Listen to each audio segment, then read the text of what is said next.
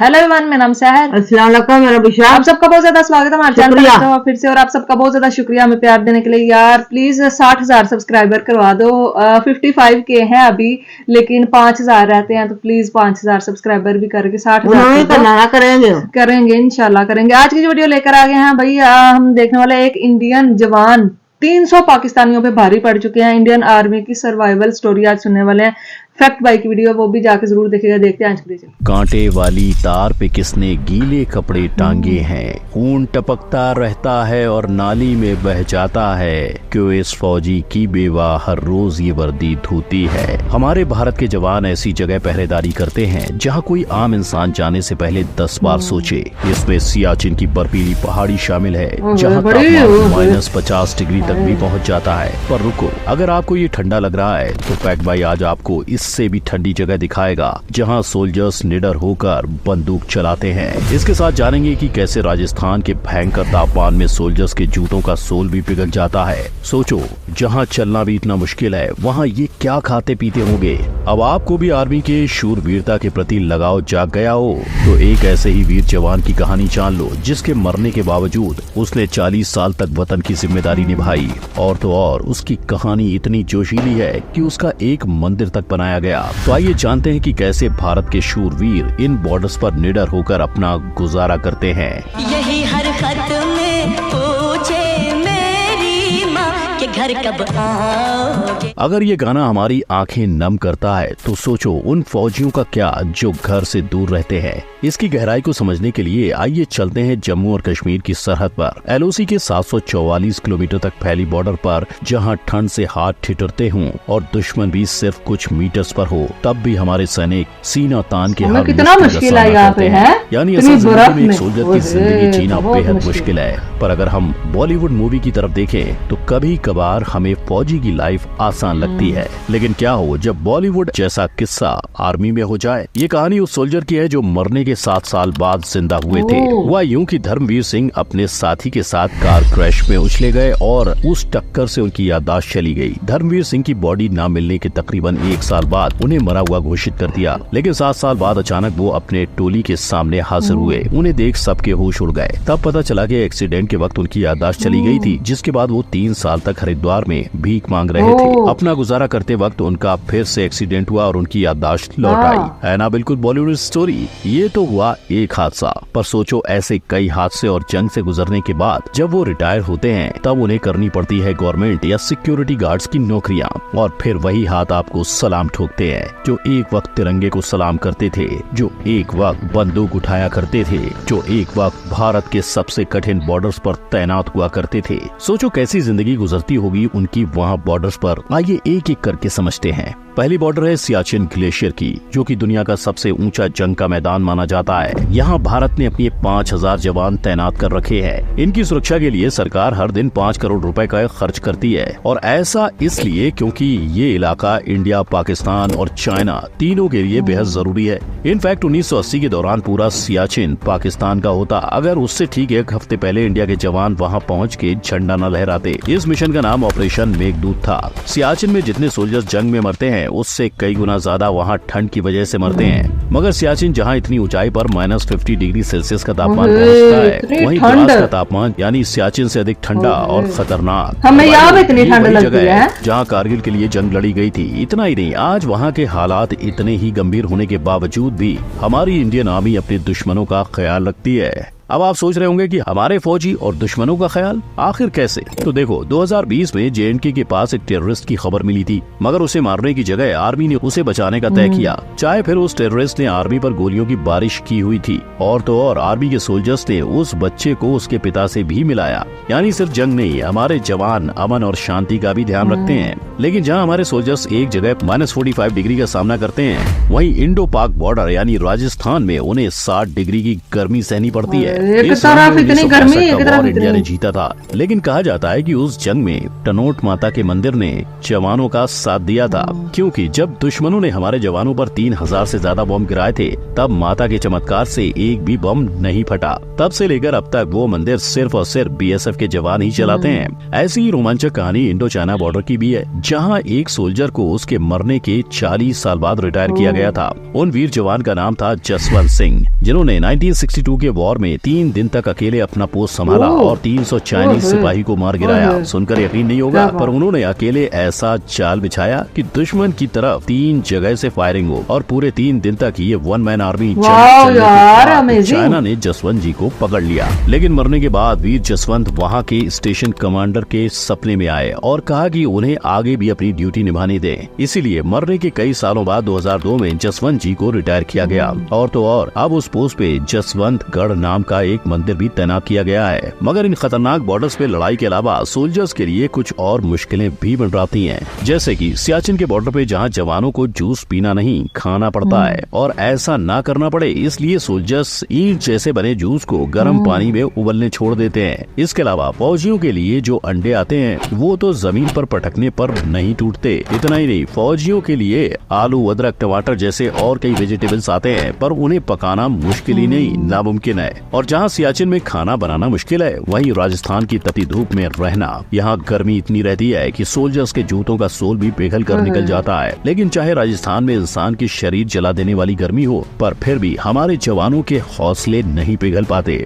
और दमदार गर्मी का सामना करने जवान हमेशा गॉगल्स, सर पर कपड़ा और पूरा बदन ढक कर रखते हैं। गॉगल्स और पटका लगा हुआ होता है पानी के साथ। इनफैक्ट किसी को चक्कर न आए इसलिए सोल्जर्स हमेशा नींबू पानी, ग्लूकोज और कांदा साथ रखते हैं। लेकिन समझो किसी सोल्जर को लू लगने की वजह से कमजोरी आ जाए, तो राजस्थान बॉर्डर के हर पोस्ट पर एयर कंडीशन मेडिकल रूम बनाए गए हैं, और जहाँ रहना और खाना एक सोल्जर के लिए जरूरी है, वहाँ सोना कैसे पीछे रहेगा। तो भाई लोग, एक सोल्जर को 6 से 7 घंटे की नींद दी जाती है। मगर उरी के अटैक के बाद मामला थोड़ा अलग हो गया। उरी के हमले के बाद भारत के 19 जवान शहीद हुए और इसका सीधा असर वहाँ रहते बाकी सोल्जर्स पर पड़ा। जहाँ पहले उन्हें कैरम, वॉलीबॉल और टीवी देखने जैसी एक्टिविटीज करने को मिलती थी, वो अब बंद हो गयी। और तो और उन्हें सोने को भी सिर्फ 4 घंटे दिया जाता है।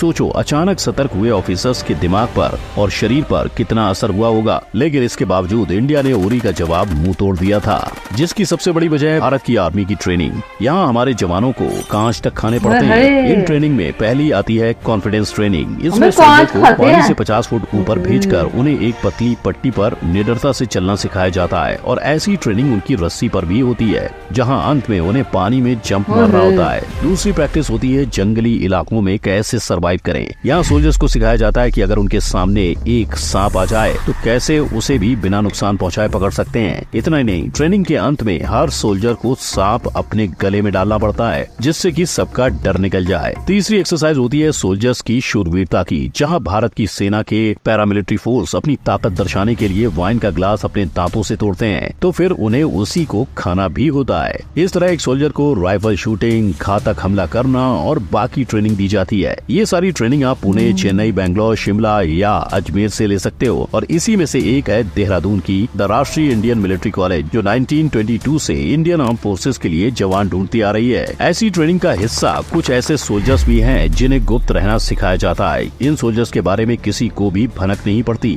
और ये इंडिया के बाहर रहकर भी इंडिया की हिफाजत करते हैं। इन सोल्जर्स को रॉ के एजेंट्स कहते हैं। ये एजेंट्स अक्सर भारत के बाहर रहते हैं और स्नैच ऑपरेशंस, यानी जैसे बेबी मूवी में दिखाया गया था वैसे मिशन पर काम करते हैं। माना जाता है कि आज तक इन एजेंट्स ने नेपाल, बांग्लादेश और बाकी देशों में 400 से ज्यादा ऐसे मिशंस अंजाम दिए हैं। और भाई लोग, इन एजेंट्स की ट्रेनिंग को भी हल्के में लेने की कोशिश मत करना। एक आम एजेंट को 1 से 2 सालों तक बर्फीले पहाड़ और कई जंगलों में ट्रेनिंग दी जाती है, और उनकी नॉलेज बढ़ाने के लिए वर्ल्ड क्लास एजेंसी जैसे MI16, ISI और CIA की केस स्टडी पढ़नी होती है। लेकिन क्या इतना काफी है? बिल्कुल भी नहीं। एक रॉ एजेंट को science, finance, geopolitics, space technology और ऐसी कई इन्फॉर्मेशंस को अपने दिमाग में फिट करना होता है। यानी हर तरफ और हर तरह से हमारी मिलिट्री ने त्याग और एक्सट्रीम सिचुएशंस का सामना किया है, वो भी बस इसलिए कि हम चैन की नींद सो पाए। तो इसीलिए आने वाले हर प्रजासत्ताक दिन पे आर्मी मैन आर्मी की गाड़ी को सैल्यूट करना मत भूलना। इससे न सिर्फ उनका हौसला बढ़ेगा, पर उन्हें घर जैसा महसूस भी होगा। तभी आज गवर्नमेंट भी अग्निपथ जैसे स्कीम निकालकर आर्मी के लिए एक नया कदम ले रही है। तो भाई लोग, देश के जवान जब हमारे लिए कुछ कर सकते हैं तो उनके लिए कमेंट में जय हिंद जय जवान लिखना मत भूलना। अगर इसके साथ आप भारतीय सैनिकों जी तो गाइस ये थी आज की वीडियो। तो यार बहुत ज्यादा मतलब टफ लाइफ एक आर्मी वाला में, एक बर्फ के पहाड़ मतलब 10 जाए आपके पैर, आपके पाँव हिल ना पाए, तो वहां पे रह के जब वो ट्रेनिंग करने, हम तो यहाँ पे थोड़ी सी ठंड हो रहा, जल्दी से जल्दी 2-3 कंबल ले लो यार, बड़ी ठंड लग रही है, बड़ी ठंड लग रही है। वो बेचारे हमें क्या करते होंगे, हाय ओहो उनका हौसला यार कितना बड़ा। और एक एक आर्मी वाला, वो उन्होंने बताया कि चाइना वालों के साथ एक आर्मी वाला जो इंडियन थे, उन्होंने 300 चाइनीज को जो है ना मतलब हरा दिया, उन्होंने उनके साथ मुकाबला करते रहे। और ट्रेनिंग की अगर बात में, शीशा खाना पड़ता है, ये तो गले में क्या होता होगा, मुझे तो समझ में नहीं आ रहा कि खाते कैसे होंगे यार। ट्रेनिंग हमें देते हैं और उनकी इतनी सख्त ट्रेनिंग होती है कि आपको मैं क्या बताऊं, हम जैसे लोग तो एक भी उसका पड़ाव पार नहीं कर सकते, जितनी उनसे ट्रेनिंग ना उनको खाने को देते हैं, ना उनको फिर उनसे करवाते हैं, ताकि उनको जो है ना जब जंग के दिन होते हैं, आपको पता है ना कि इंसान को जो है कि भूखा भी रहना पड़ता है, ना भी खाने को मिले, तो इस वजह से उनको ऐसी ऐसी ट्रेनिंग दी जाती है। सच्ची में सोल्जर्स जो होते हैं ना, उनका हौसले की दाद देनी पड़ेगी। और इंडिया में मैंने इंडिया के लोगों मतलब जो है ना सोल्जर, उनकी ट्रेनिंग देखी हुई है कि उनको हमें बिल्कुल ठंडा बर्फ पानी नहीं होता उसमें फेंक देते हैं, तो उसमें उसको सरवाइव करके ना मतलब कितने 1-2 मिनट तक रहना होता है, कितने मिनट तक, तो देखते हैं कि ये बंदा ठंड भी बर्दाश्त कर पाता है या नहीं। उसके अलावा उसको मतलब चिकड़ जिसको बोलते हैं, हाँ उसमें वो क्रोल करना सिखाते हैं। इसके अलावा बहुत ज्यादा यार इतनी टफ होती है ट्रेनिंग उनको, तो भाई मैं बोल रही हूँ वो खाने पड़ते हैं शीशे, तो गले में उतर के वो क्या अंदर खत्म नहीं कर देते होंगे, या फिर मुझे लगता है वो इस तरह से दांतों से करके खाते होंगे, है ना? उनको ट्रेनिंग दी कैसे पता नहीं यार कैसे, लेकिन सच्ची में इसी वजह से तो वो इतने ज्यादा बहादुर होते हैं। तो जब भी आप किसी आर्मी वाले को वो देखें तो सच्ची में सल्यूट करना बनता है कि वो इतनी ज्यादा मेहनत करते हैं, इतनी हमारी हिफाजत करते हैं। उनका मतलब जो है ना रुतबा ही अलग होता है। वो अपने आप को शहीद होने के लिए खुद को उन्होंने सज्ज किया होता है, वो अपना किसी की परवाह नहीं करते। इसके अलावा भाई हिम्मत ताकत की बात, मौत से तो उनको बिल्कुल डर नहीं लगता। हम जैसे लोग तो बीमार हो जाएं तो डरते हैं बहुत ज्यादा कि हम यार पता नहीं हमें क्या हो जाएगा, लेकिन वो तो पता नहीं यार इंसान भी होते हैं या नहीं, या क्या किस चीज के बने होते हैं जो इतना हौसला उनमें होता है। क्या आप में से कोई ऐसा है जिनका मतलब आर्मी में हो, या कोई आर्मी वाला देख रहा है, तो यार सर आपका सल्यूट है हमारी जानिब से। तो बहुत ज्यादा ना मुझे हैरानगी हो रही है, मैं अभी भी शौक में हूँ ये सब देख के कितना ज्यादा टफ लाइफ होती है उनकी। किस माँ के बेटे थे वो? माँ के बेटे हैं वो, जो अभी भी सेवा कर रहे हैं, तो आगे भी करते रहेंगे तो बहुत अच्छा। और हमारे माँ बाप कितने हम सल्यूट करें, आर्मी वालों को सल्यूट करें, बहुत बहुत अच्छे लोग हैं वो, है देखो इतनी सख्तियां जर के हमारे लिए वो ना कर रहे हैं भाई, सैक्रिफाइस अपनी लाइफ को करके हमारे लिए ही वो अपने जानों को सज्ज किया हुआ है। बिल्कुल यार एक सल्यूट, जिंदगी तंदुरुस्ती दे उनको। सही बात है, काश कि यार ये दुनिया में इस तरह से ना होता, सब आपस में मिलजुल के रह रहे होते और ना ऐसा करना पड़ता किसी को। सही बात है ये, लेकिन नहीं ना, ऐसा नहीं हो सकता। तो यही थी आज की वीडियो, कैसी लगी बताना, चैनल को सब्सक्राइब करना, फिर मिलता है कोई वीडियो।